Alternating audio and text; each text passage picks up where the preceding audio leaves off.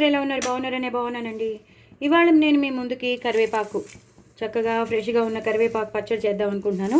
First అయితే బాగా కడిగేసుకుని కొంచెం ఫ్యాన్ కింద ఆరబెట్టేసుకోండి. ఆరబెట్టేసుకున్నాక ఇలాగ మీరు కరివేపాకుని ఇలా వేయించేసేసుకోండి. వేయించేసేసుకుంటే దీంట్లో ఉన్న తేమ ఏమైనా ఉంటే అది పోతుంది. దీంట్లో తడి కానీ ఏమైనా ఉంటే మనం ఎలాగో కడుగుతాం కదా, కొంచెం ఫ్యాన్ కింద పెట్టేసాం, కొంచెం ఉండొచ్చు, అప్పుడప్పుడు ఉంటాయి కదా, ఆ తడి అంతా పోతుంది. సో ఏమీ నూనె వేయకుండా జస్ట్ ఇలాగే ఫ్రై చేసుకోవాలన్నమాట. సిమ్లో పెట్టుకుని ఫ్రై చేసుకోండి. అలా అని హైలో కానీ మీడియంలో కానీ పెట్టేసుకుంటే దాంట్లో ఉన్న క్లోరోఫిల్ ఆ పచ్చదనం పోతుంది, ఆ వాసన పోతుంది.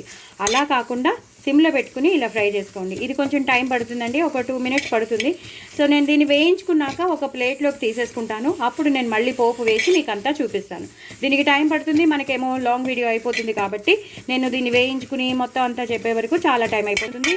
సో మీరందరూ చూడండి, ఎవరు చూడట్లేదు, నేను చక్కగా అన్ని రెసిపీస్ పంపిస్తున్నాను, ఎవరు చూడట్లేదు. ఎందుకండి, ఎంతో కష్టపడి మేము వీడియో తీస్తాము, చాలా కష్టపడి గ్యాస్ దగ్గరికి కూడా రాకూడదు అసలు అయితే, కానీ కెమెరా మేము తీసుకుని వస్తాం, కానీ ఎవరు వ్యూస్ పెంచకపోతే ఎలాగండి. సో మేము కూడా చాలా కష్టపడుతున్నామని ఒక్కసారి గుర్తించి మీరందరూ మాకు సపోర్టివ్గా ఉంటారని కోరుకుంటున్నాను. సో వ్యూస్ పెంచండి, సబ్స్క్రైబర్స్ని పెంచండి. సబ్స్క్రైబర్స్ని ఎప్పుడు పెంచగలరు? మీరు చూసి మిగతా వాళ్ళకి షేర్ చేస్తేనే కదండి. So do like, share and subscribe అండి. Support my channel and promote my channel అండి.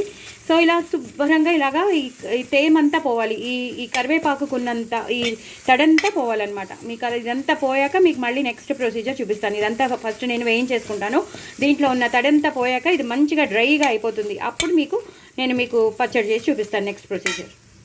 చూసారు కదండి, నేను పోపు వేసేసుకున్నాను. నేను ఆవాలు, జీలకర్ర, ఎండుమిరపకాయలు, అలాగే మినప్పప్పు, శనగపప్పు, ధనియాలు ఎక్కువ వేసుకోవాలండి. అలాగే నువ్వులు కొన్ని వేసుకున్నాను, ఆవాలు వేసుకున్నాను, జీలకర్ర వేసుకున్నాను, మినప్పప్పు. కొంచెం మనం చేసుకున్న క్వాంటిటీ ఎక్కువ కాబట్టి మన క్వాంటిటీని బట్టి మనం చేసుకోవాలన్నమాట. సో నేను కొంచెం బాగానే ఎక్కువ చేసుకున్నాను. సో 1/2 కిలో కన్నా కొన్ని ఎక్కువే పడ్డాయి ఎండుమిరపకాయలు అనేవి. ధనియాలు ఒక 4-5 స్పూన్లు వేశాను. అలాగే నువ్వులు 2 స్పూన్లు వేశాను. 5-6 స్పూన్లు మినప్పప్పు, 5-6 స్పూన్లు పెద్ద స్పూన్తోనే మినప్పప్పు, శనగపప్పు 2 ఒకటే మామూలుగానే ఈక్వల్గా వేసేసాను. మిగతావన్నీ కొంచెం కొంచెం మనకి తెలుసు కదా, 1/2 స్పూన్ అలాగా. ఆవాలు, జీలకర్ర కొంచెం తగ్గుతాయి. ఇలా వేయించేసుకోవాలండి. ఇవి బాగా వేయించేసుకుని బాగా టైం పడుతుందండి. మీకు ఒకసారి మళ్ళీ చూపిస్తాను. సో వేగిపోతున్నాయి కదా, కొంచెం హైలో పెట్టేసుకుందాం మనం. సిమ్లో పెట్టుకుంటే వేగవు. సో ఈ ఆవాలు, మినప్పప్పు, ఆవాలు, జీలకర్ర, ఎండుమిరపకాయలు, ధనియాలు, నువ్వుపప్పు, అలాగే మినపప్పు, శనగపప్పు ఇవన్నీ బాగా వేగాలి. ఎంత వేగితే అంత దోరగా, ఎంత వేగితే అంత బాగుంటుంది టేస్ట్. జీలకర్ర కూడా వేసుకోండి, ధనియాలు ఎక్కువ వేసుకోండి. నేను చెప్పేది అది, ధనియాలు ఎక్కువ వేసుకోండి. ఆవాలు 1 స్పూన్ వేసుకుంటే సరిపోతుంది. అక్కర్లేని వాళ్ళు స్కిప్ చేసుకోవచ్చు. చాలా చాలా టేస్టీగా ఉంటుంది. వెల్లుల్లిపాయలు ఇంకా నేను వేయట్లేదు. ఫ్లేవర్ కావాలి అనుకున్న వాళ్ళు వేసుకోవచ్చు, కానీ నేను మాత్రం వెల్లుల్లిపాయలు వేయట్లేదు. నేను మామూలుగా కరివేపాకు పచ్చడి ఎలా చేస్తారో అలాగే చేస్తున్నాను. సో ఇది బాగా వేగుతూ ఉంటుంది. ఈ టైంలో మనం ఇంగు వేసేసుకుందాం. ఇంగు కంపల్సరీ అండి, ఇంగు లేకపోతే అసలు పచ్చడి బాగోదు. సో నేను పచ్చళ్ళల్లో ఎక్కువ ఇంగు వేస్తానని కూడా చెప్పాను. సో ఇంగు వేసేసుకుంటాను. అలాగే పసుపు కూడా వేసేసుకుంటాను. వేసేసుకుని ఇలాగా బాగా వేయించుకోవాలి దోరగా. ఇవి ఎంత బాగా వేగితే అంత బాగుంటుందన్నమాట. నేను చింతపండు నానబెట్టి పెట్టేసుకున్నాను, చూసారు కదా. ఇగో ఇంత ఒక 2 నిమ్మకాయలు పెద్దవి ఎంత ఉంటాయో అంత చింతపండు నానబెట్టేసుకున్నాను. అలాగే బెల్లం, అది కూడా దీనికి ఈ పచ్చడికి సరిపడా, ఈ కరివేపాకు పచ్చడికి సరిపడా తీసి పెట్టుకున్నాను. సో ఇదంతా బాగా వేయించేసినాను. ఒక్కసారి మినపప్పు, శనగపప్పు, ఎండుమిరపకాయలు బాగా వేగిపోయే మంచి వాసన వస్తుంది. ఇంగు వేసాం కదా, మంచి వాసన వస్తుంది. పచ్చిమిరపకాయలు నేను వేసుకోవట్లేదు, కావాలి అనుకున్న వాళ్ళు వేసుకోవచ్చు. అంత ఎండు కారంతోనే ఉంటుంది, అందుకే నేను ఎక్కువ ఎండుమిరపకాయలు వేసేసుకున్నాను. చాలా చాలా టేస్టీగా ఉంటుంది. ఇది బాక్స్లో కూడా కలుపుకొని పట్టుకెళ్ళిపోవచ్చు. మనం చక్కగా నెయ్యి వేసుకుని కలిపేసుకుని హ్యాపీగా బాక్స్లో పిల్లలకు కూడా ఇచ్చేయచ్చు. కరివేపాకు చాలా మంచిది, కంటికి మంచిది, జుట్టు బాగా పెరుగుతుంది. షుగర్ పేషెంట్స్కి చాలా మంచిది. ఈ మధ్య బాగా తెలిసింది, ఒక రెమ్మ కరివేపాకు ఆకులు తింటే మనకి షుగర్ లెవెల్ తగ్గిపోతుందని.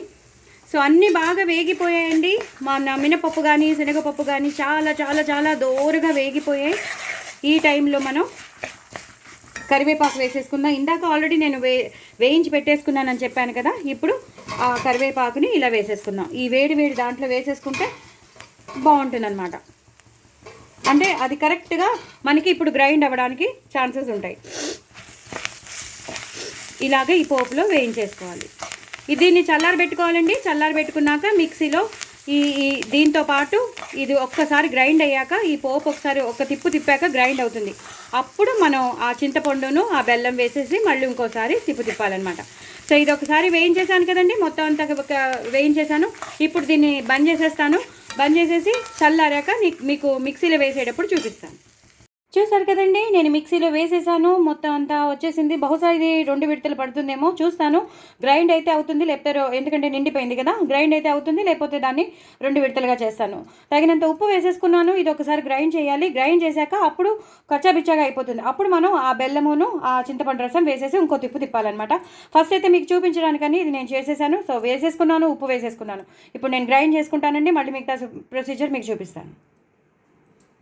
చూసారు కదండి, ఇలా కచ్చాబిచ్చాగా అయిపోయింది. మనం వేయించుకున్న పోపు కరివేపాకు అంతా కలిపేశాక ఇలా కచ్చాబిచ్చా అయిపోయింది. మీకు కావాలంటే ఇలా మీరు కరివేపాకు పొడి మీరు ఇలా తీసి పెట్టుకోవచ్చు, అన్నంలో వేసుకోవచ్చు, అన్నంలో కలుపుకుని తినచ్చు మొదటి ముద్దలో, లేదా కూరల్లో కావాలంటే మంచి ఫ్లేవర్ కావాలంటే కూరల్లో వేసుకోవచ్చు, కరివేపాకు రైస్ చేసుకోవచ్చు.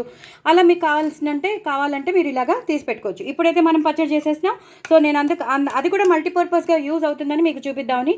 సో ఇలా చేసుకున్నప్పుడు మాత్రం మంచిగా గ్రైండ్ అయిపోయినప్పుడు ఇలా ఉంది కదా, ఈ దరదరా ఉంది కదా, ఇలా ఉంది కదా, దాన్ని మీరు వేరే వాటికి అన్నంలో కలుపుకోవచ్చు, లేదా కూరలో వేసుకోవచ్చు, లేదా రైస్ చేసుకోవచ్చు, మీ ఇష్టం. అది అలా చేసుకుంటే.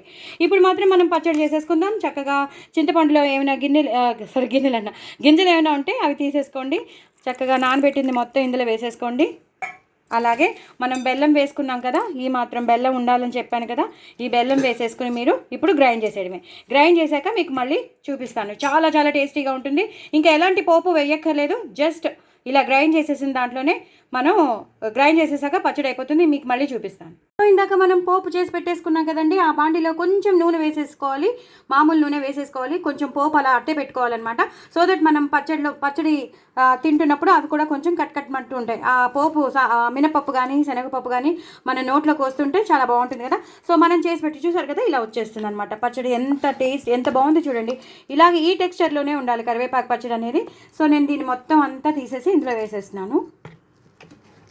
చాలా చాలా టేస్టీగా ఉంటుంది. ఎంత టేస్టీగా ఉంటుందంటే వేడివేడి అన్నంలో తింటే మాత్రం ఒక రేంజ్లో ఉంటుంది. ఇది బాక్సుల్లో కూడా కలిపేసి పట్టుకెళ్ళిపోవచ్చు.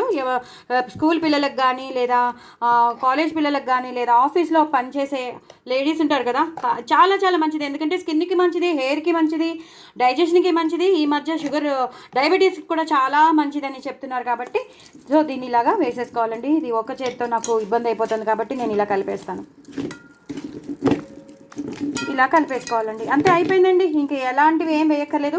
కావాలంటే మీరు వేయించిన పచ్చిమిరపకాయలు పైనుంచి వేసుకోవచ్చు, లేదా పచ్చిమిరపకాయలు నంచుకుని తినచ్చు. అంతే, అయిపోయిందండి. చాలా చాలా టేస్టీ అయినా, ఇలా ఎంతైనా చేయి పెడితే కానీ అవ్వదు కదా ఏ పని.